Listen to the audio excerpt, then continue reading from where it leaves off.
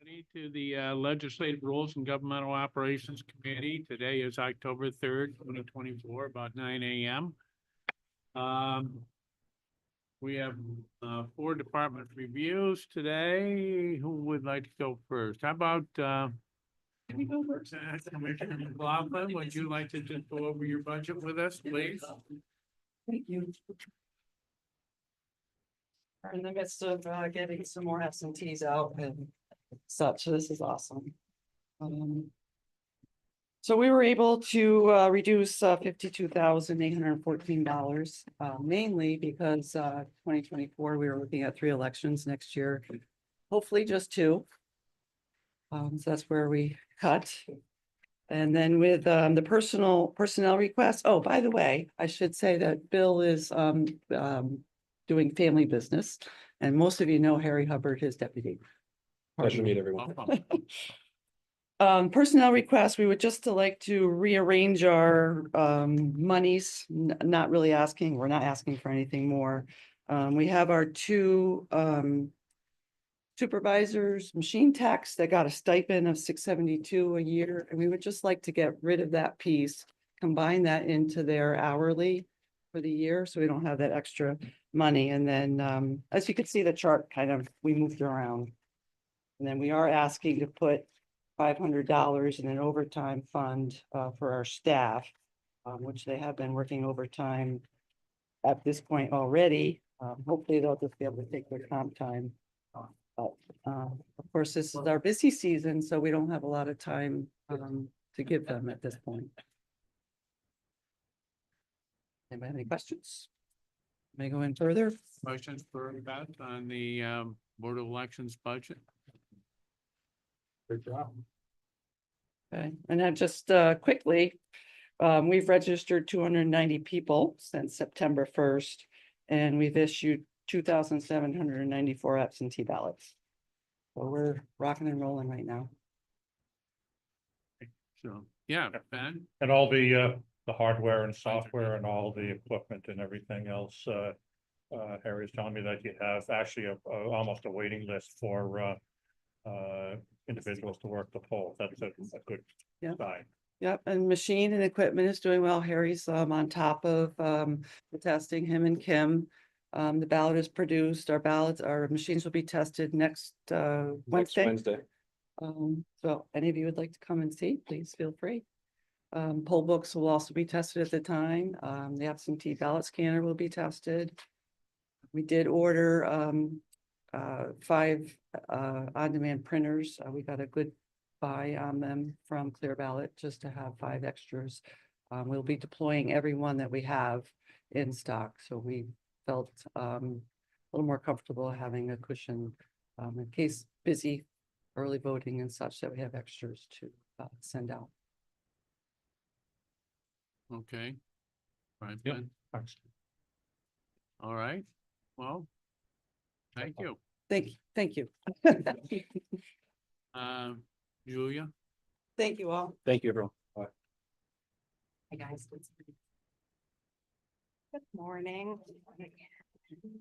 So not much to discuss with my budgets. Stockroom, the only thing on there is the retirees hospitalization. That went down. We also didn't need any equipment this year, so that budget reduced by 20%. On the purchasing budget, there's not much we can control either. We did drop some of the 0.4s. We also had a new employee, so the personnel costs went down a little bit. But other than that, it's pretty cut and dry. Questions for Julie? Yes. It's just what a great job you do in your department, and you're such a resource for everyone, and including the municipalities. Really kudos. I appreciate it. Thank you. Hey, thank you, Julie. Thank you. Carla's here. County auditor, and while I'm looking at it, why don't we do the minutes?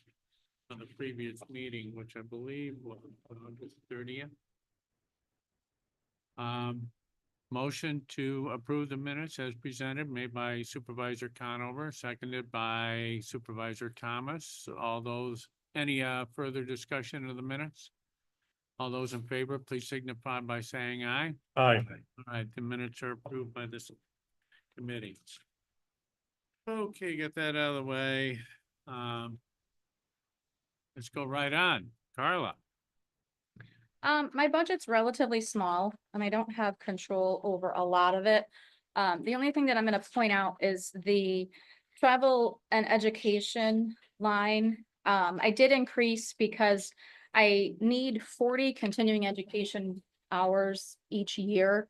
Now that I've obtained my CIA designation, so that I did have to increase a little bit to accommodate all of those credit hours. I did decrease my supply line a little bit because I have some extra money this year that I'm gonna try to buy some stuff ahead. That may have to go up again in the following year, but for this year I can buy at least a few things ahead of time. Questions for Carla from the committee? Seeing none? And there's no action items, just a review of the budget. We've done it. Thank you, Carla. Thank you. Thank Good you. job. County Clerk.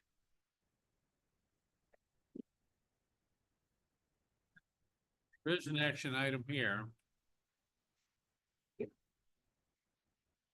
Hand out the worksheets real quick.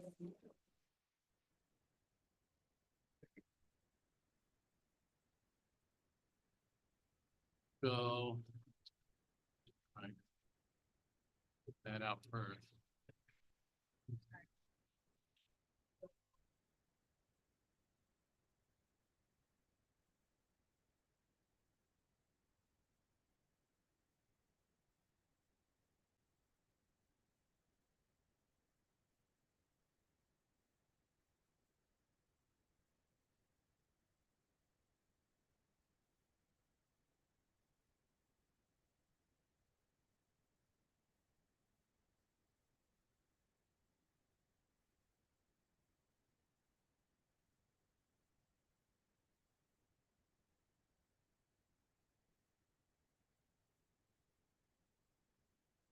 Okay, the action item, and then we'll look at the budget late afterwards.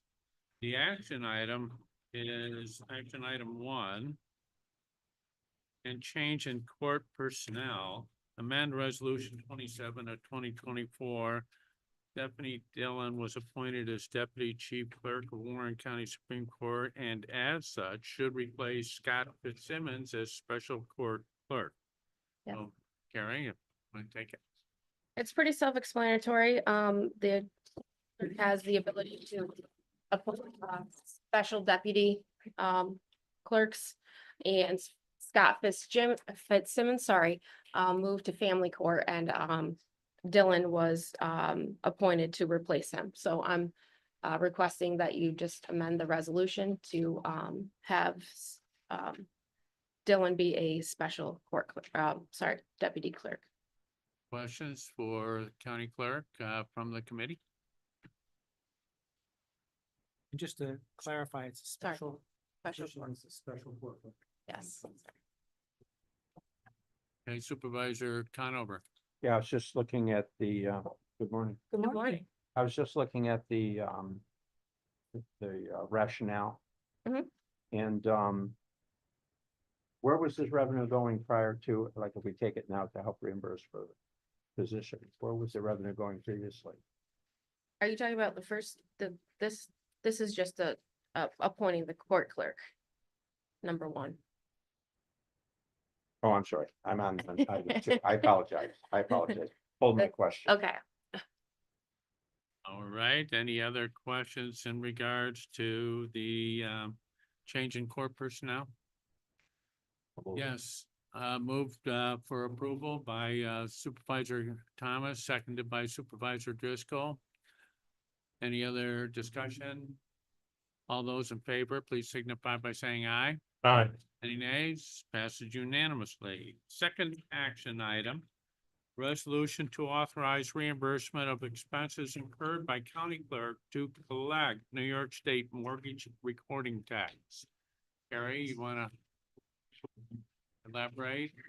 Yeah, so, all New York State County, as the rationale states, all New York State County clerks are mandated by state statute to administer and collect New York State mortgage tax on behalf of the state. And, however, section 262 of tax law provides a rare funding mechanism, which is used by, the other counties in New York State to obtain reimbursement for the actual expenses incurred on an annual basis. Historically, however, Warren County has performed this tax collection service and treated it as if it were another unfunded mandate. This resolution would make it a funded mandate. So to expand on that, where are my notes here?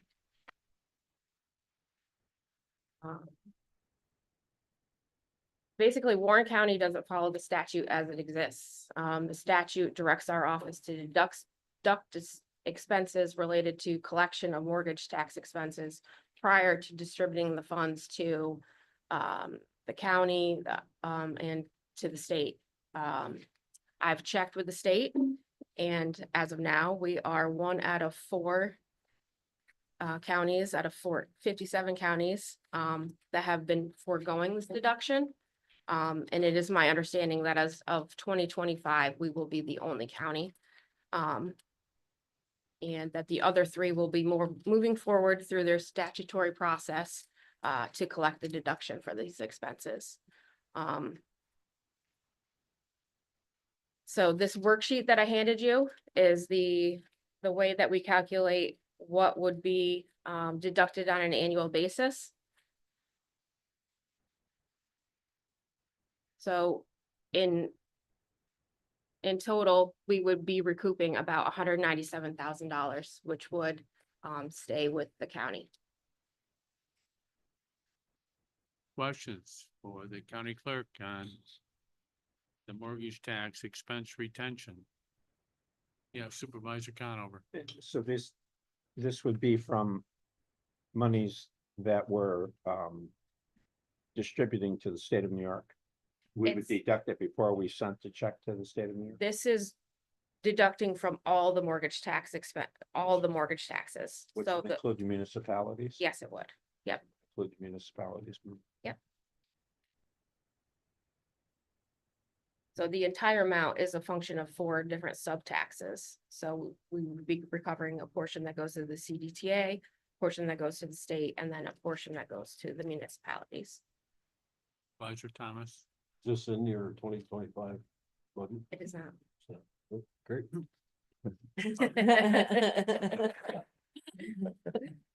Supervisor Conover.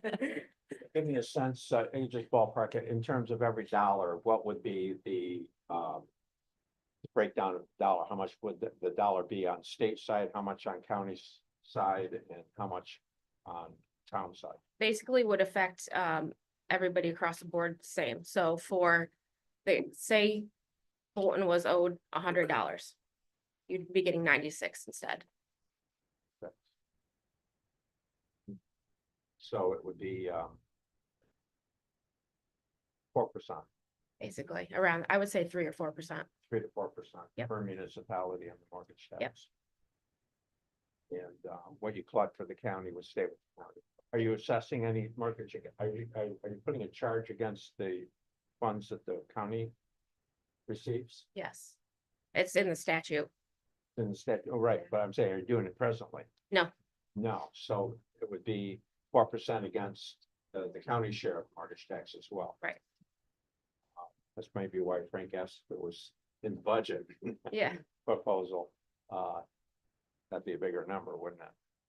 Yeah. I mean, Yes. Our revenue would be a bigger number. Yep. Yeah. And would it also be a 4% against what you distribute to the state of New York? Yes. Thank you. And to CDTA as well. So we'd be withholding that amount that we sent to CDTA. Yeah. Chairman, can I? Did you hear that, John? Can I just clarify slightly? I think the 3 to 4% would apply for the municipalities, but the amount that is derived from the additional tax that we now pay to the CDTA is substantially larger. The amount that goes and is remitted back that the New York State keeps is substantially larger. Because it's 4 different taxes. So the supervisor from Bolton's question really was only about one of the 4 total taxes that's collected. So that 4% wouldn't apply to the other taxes. It applies, I believe, I defer to the clerk, but to the municipalities that their payment would change 3 to 4%. The amount that's deducted from the municipality, that percentage, that's a larger number for the tax on CDTA, the tax on the state, and the tax on the county. That's what would make that $197,000 amount, is each of those pieces added together, so it comes out. Would each of those pieces added together would be the portion of that 197. Yeah, that's, I think where I was going was the dollar example, include CDTA in that as well.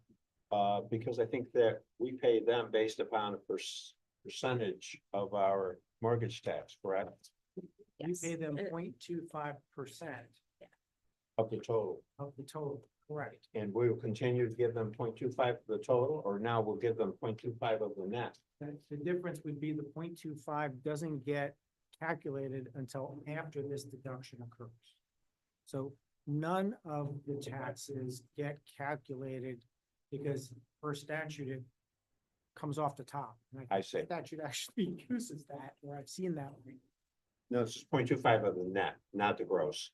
Correct, that's, Okay, that's what I needed to understand. Yes, it's very confusing. And do we have a sense of how many dollars we're talking about? We're talking about $197,000. Yep. Spread across the And floor. that would break down 25% of that Yeah. amount per of the 4 entities, or Well, your basic is 0.5 of 1.25, Right, and your right. CDTA is 0.25 of 1.25, so that would be about 20%, I guess you're talking about. 20. yes, that's where it's going. Well, 3 or 4% of the $1.2 million, let's say, would be no, I apologize for interrupting. I think the number was 3 to 4% of what the Of what you would, municipalities currently receive. right, right. That would be if Right. you worked it through, that would be the difference. There's a 3 to 4% change for the municipalities, but in the entirety, the county is collecting not just that portion from the municipality share, but from the other 3 taxes as well. So they're taking off the top, the share for the state, the share for the county, and then that additional tax that currently goes to the CDTA. Right, I think what would be helpful is if we had the breakdown on the 197, in other words, where it's coming from, how much is coming out of the county, how much is coming out of the towns, how much is coming out of CDTA. Those dollars, John, if you could kind of get me something on that, just so I could see it. Or I can give you an estimate. Okay. About 80 for the municipalities, 40 for local, 40 for additional, and 40 for state. That's kind of an estimate. That might add up to a little bit more, but 80, 40, and 40 is what I would estimate. So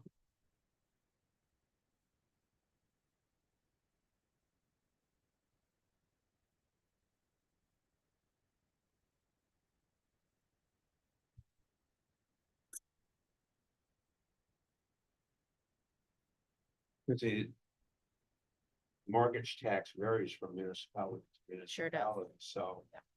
and I'm that's sitting here today and I don't know what the projected impact's going to be on each of the municipalities. I think Queensbury, Bolton, a few of the others would have a lion's share of this, but I don't know sitting here. But Just, thank you. Just to follow up to Ron's comment, didn't we hear that the current number would be increased by 3 to 4%? Is that how I understand it? So what the municipalities would get would be decreased by 3 to 4%. Yes. That's in totality what that would be. So if you have the current number, you can pretty much get a Right. ballpark figure.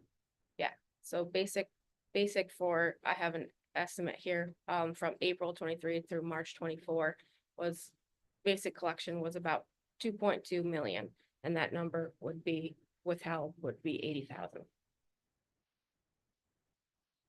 So it's Yeah, and I can do that math in my head. I have a pretty good beat on 3 or 4%. I know what that's gonna impact. It's gonna be the whole. Whether you use 3 or 4, so. but it is gonna bring in an extra, 197,000 in for the county.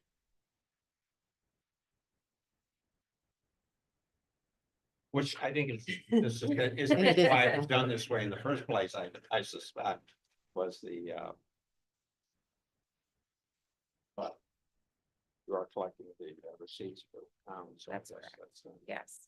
that's not unreasonable. Request.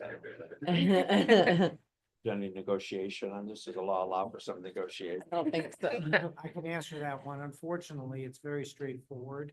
And it would apply to each of the taxes. You can't just say, well, we're gonna deduct from the state, or we're gonna deduct on the pass through to CDTA. It has to be the pro rata on each of the 4 taxes. So basically, section 262 of the law provides this funding mechanism, which it says it's rare, but if 53 counties are using it and 61 counties will be using it as of soon. I meant that it's rare in the fact that the state is giving us a recoupment of expenses. So it is basically, if I'm understanding it correctly, a revenue source for help covering the expenses of administrating the mortgage tax. Correct. And right now, you take it out of your Own budget, budget without any reimbursement. correct. So this becomes a revenue stream for you, Mhm. and it should For the county, yeah. probably end up as a result of not a net gain, but a loss in other areas where you won't need to have taxes necessarily, because now you've got this mortgage tax revenue stream helping to fund your department. Yeah. Maybe by the looks of it, I don't have it right. I'm not sure how it's gonna affect, Oh, I mean, well, it's a revenue stream that you currently don't have. correct. And Yep. it's a revenue stream of almost 200,000. Yep. So that's gotta go into your, your In budget. the picture. forward, yes, correct. Yeah, okay. It does. So this is an action item, but a motion to approve funding this through section 262, funding the mortgage tax administration through 262 was put forward by Supervisor Wild, seconded by Supervisor Thomas. Any further discussion? Yes. No, would Supervisor that 3 to Connor. 4% be put against the state of New York as well for collecting what we distribute to the state of New York? It's like It's Larry more- said, it's more than 3 or 4%. it's probably more than 3 or 4% of what they collect. So if we want that revenue from the state of New York, we have to do municipal, we have to. Yes, correct. Season. Yeah, like Larry said, you have to Very do, you have to do them I- all I or you think don't do having any. Begin to fund part of an unfunded mandate. So I'm not sure I want to fund. I like the unfunded mandate as it relates to the municipalities, but I also understand the thinking here. I think it's good proposal. Thank you, Ron. Other discussion? And John had some of this. Oh, John? Mr. Chairman, in the spirit of transparency, though, I think if we go forward with the board, I believe we should be specific to the towns on what the impact is so that they're clear on that. We're kind of dancing around it with a 3 or 4% thing. But I think it would be helpful just to have the towns understand the actual impact to the town of doing this. It certainly benefits the county. The downside is the towns are going to get less of this money going forward. Not significant, I don't think, in the town budget, but I think we should let them know that. Yeah, I mean, for example, we're very conservative with budgeting on the mortgage tax, because that mortgage tax can move very quickly, particularly during our, see Kevin shaking his head, yes, he knows, well, the last recession, you couldn't catch it, it was dropping like a rock. And so as a result of that experience, we're very conservative in our community about Yeah. budgeting mortgage tax. So anything beyond what we budget goes to the would fall to the fund balance. So it doesn't necessarily, okay. Okay, so the vote is basically in favor of section 262 to cover the otherwise unfunded mandate. And it will mean somewhat of a loss to municipalities, understanding that, but I think what we're doing is passing it forward to the Board of Supervisors. And as John's suggesting, we'll have further discussion on this at that time. So, hearing no other discussion, I'll put it to a vote. All those in favor, please signify by saying aye. Aye. Any nays? All right, it passes. It'll go on to the Board of Supervisors. Let's go on to the budget of the county clerk. Okay. I do have 2 personnel requests to start. One was for a raise for the deputy county clerk, and the other is to not to create, but to fund the senior legal recording clerk position. Part of your packet, I did do a listserv of deputy county clerks throughout the county. And there's a median there, right, looking for mine. And again, this raise is in request to the deputy county clerk, who typically spends, it's stated as a 35-hour work week. However, it's more close to 50 hours historically, and that goes back to the previous administration as well. I did talk to county administrator about this, and we know that it's a large jump. And we kind of agreed to move from the 77,000 down to a grade 12 increment 5, which is about 73,327 instead.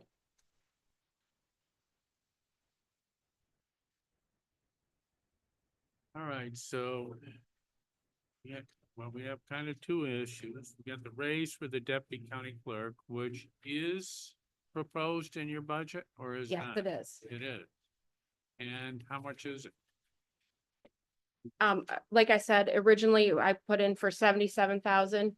And now, after talking to the county administrator, we have agreed, well, we're suggesting a grade 12 increment 5 salary, which is 73,327. Right, I'm sorry, I didn't catch that. That's All right, okay. So, thank you.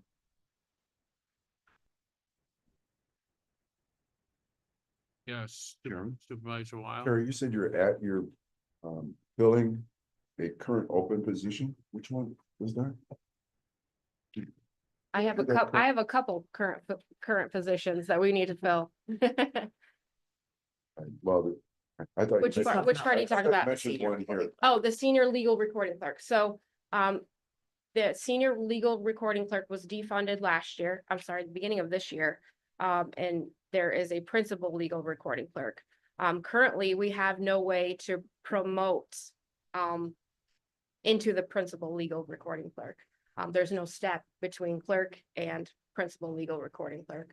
So, again, after talking to the administrator, we kind of have agreed to request this and then defund one legal recording clerk. So instead of adding a position, we're basically increasing the level of the position. As it stands right now, if we were to lose our principal clerk, if she departs, we have no way of filling that position because the requirements to fill that requires a senior to be sitting in that position for 2 years in order to move into the principal position. So we're pretty stagnant in there. We go from 7s to a 15. We don't have a pathway to get to that. And with civil service law and getting that tested and the person actually sitting in that position, we could be potentially looking at a 3-year gap to even be able to fill that if she were to leave today.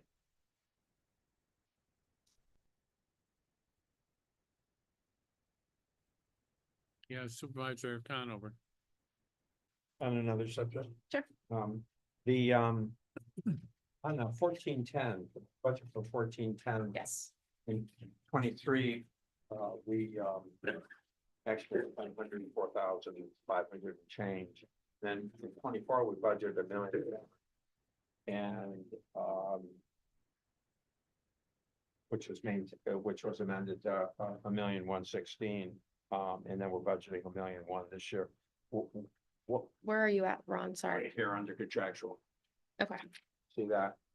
I was just wanting an explanation on the increase in that line. It almost looks like it was an initiative there of some type. See what I'm saying?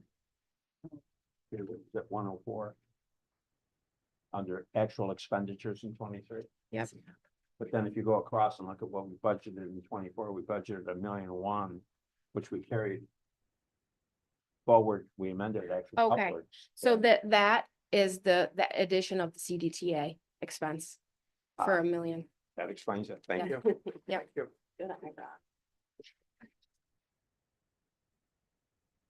I apologize. I'm not really quite familiar yet with the budget summary Yeah, sheet. no, I knew it. That's why I said, it looked to me like a one. Yes, you so know, that was a the one-time. CDTA edition. sure. Yep. Okay, thank you. Other questions? Katie? Just Do you want me to explain? Just Yeah, a quick, Supervisor. just a quick Sure. comment that, not only did that $1,001,000 go up under the expenditure line, but if you think about the revenues down below, those are revenues that are paying for that up on the expenditure line, Yes. which is part of the reason why we have budget dilemma we have today. We have that, what was a revenue has been a recurring revenue has basically been turned into a recurring expense because you no longer have that revenue to go against the expense. So now you have that recurring expense of $1,001,000 with no revenue against it.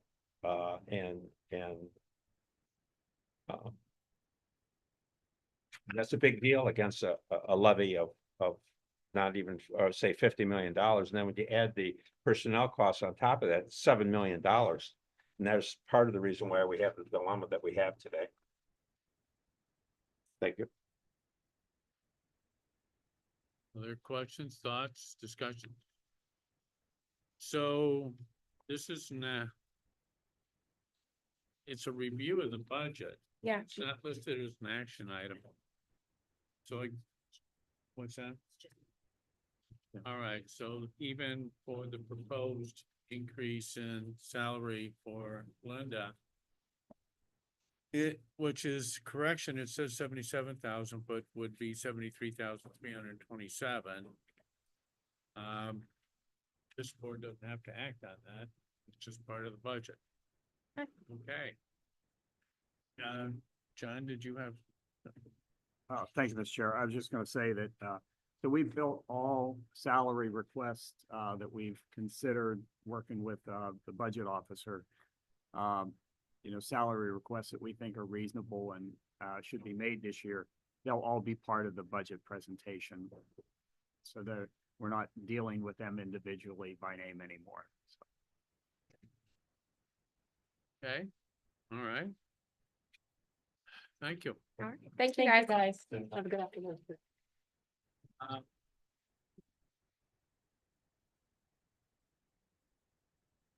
right, well, that's all for agenda item. Privilege of public comment. Anybody who is a non-committee member that would like to speak to legislative, governmental operations committee, seeing none. But a motion to adjourn. Elijah Conover. Supervisor Wild. All those